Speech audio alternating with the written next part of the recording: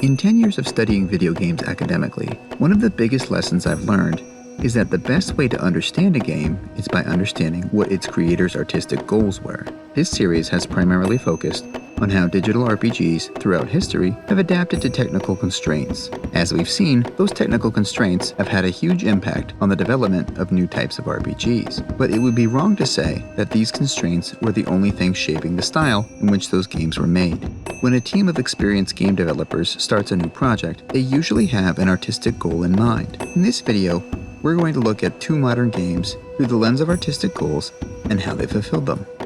Skyrim, the fifth entry in the mainline Elder Scrolls series, is one of the best-selling games of all time. Like many RPGs to have that much success, it has become a lightning rod for criticism. Skyrim deserves some parts of that criticism more than others. The game is notoriously buggy, a fact that remains even after years of official and unofficial patches. The combat doesn't evolve much and can get boring before the player has seen a large part of the game's content. But there's also a large amount of criticism that misses the point of Skyrim. Skyrim's main quest consists of a plot to stop an ancient tyrannical dragon from taking over the world. That plot is a bit trite and boring, but consider that the point of the main quest wasn't to put the player in the path of a compelling antagonist. Rather, the point of the main quest was to go to as many interesting places as possible. Indeed, the main quest rather adeptly takes you to all the places you can see on this map, and this quest line is merely one of many. All the major quest lines are like this, sending the player from one end of the province to the other and back because the designers want the player to get distracted, surprised, and even lost in the world they so lovingly created. Skyrim's primary artistic goal is to create a persuasive sense of place. That is, the creators of the game wanted Skyrim to feel like it was a real, living, breathing province. Obviously, there are many fantastic elements in the game, like magic and dragons, but life in Skyrim is still recognizably human, even if many of its inhabitants are not. NPCs have jobs, homes, and favorite places to hang out. The books and other items on their shelves say a lot about their interests. Some of them attend religious services or go on journeys. Towns and cities, too, seem plausible for the world they're in. Although Skyrim is full of haunted tombs, dragon roosts, and dangerous ancient technology, people mostly don't live near those things. Instead, they live in peaceful valleys, usually along a river or a seacoast. Cities are mostly laid out in plausible, familiar ways. Settled areas are realistically surrounded by farmland. Players can travel between cities along realistic roads that never detour through a large dungeon or stop at a broken bridge. With all this energy spent on creating a believable world, it's no wonder that many of Skyrim's plotlines are a little off the shelf, or that many of its characters seem a bit shallow. Skyrim had an artistic goal, and it made smart compromises to achieve it.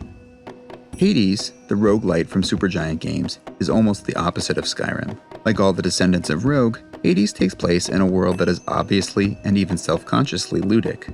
There's no way to make the many random permutations of the underworld feel plausible, and the developers don't really try. Instead, the artistic goal of Hades is to make its characters, and the relationships between them, feel persuasive. Indeed, the vast majority of the story is revealed by characters having brief conversations during chance meetings, with an emphasis on chance. In the roguelike fashion, the player encounters most events at random. As a result, players piece together much of the context and backstory for themselves. The most important parts of the story are only revealed when the player either finishes the dungeon or dies, which is another deeply roguelike thing to do. After all, dying and starting over is the most essential experience of the roguelike genre. But in another sense, Hades takes a radical approach to roguelikes in its pursuit of its artistic goals. Most roguelikes have a very minimalist plot, if any plot at all, because the whole point of the genre is to get into a dungeon as fast as possible and stay there for as long as possible. And yet, because Hades is able to sprinkle short snippets of story throughout the dungeon, it's able to build up enough dramatic tension for there to be a proper beginning and end to the story, even if the middle happens to come in a random order.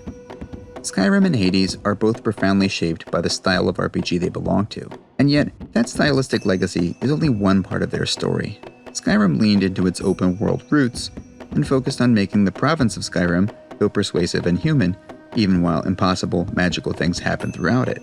If we understand the game's plot and characters as being primarily a support structure for that world, we can more deeply appreciate Skyrim for what it accomplished. Hades, by contrast, broke out of the mold of roguelikes by injecting quite a bit of plot into the player's experience of the game. Indeed, the story of Hades might not have worked in any other genre. The plot of Hades is rather simple, and it doesn't have anything insightful to say about its mythological source material.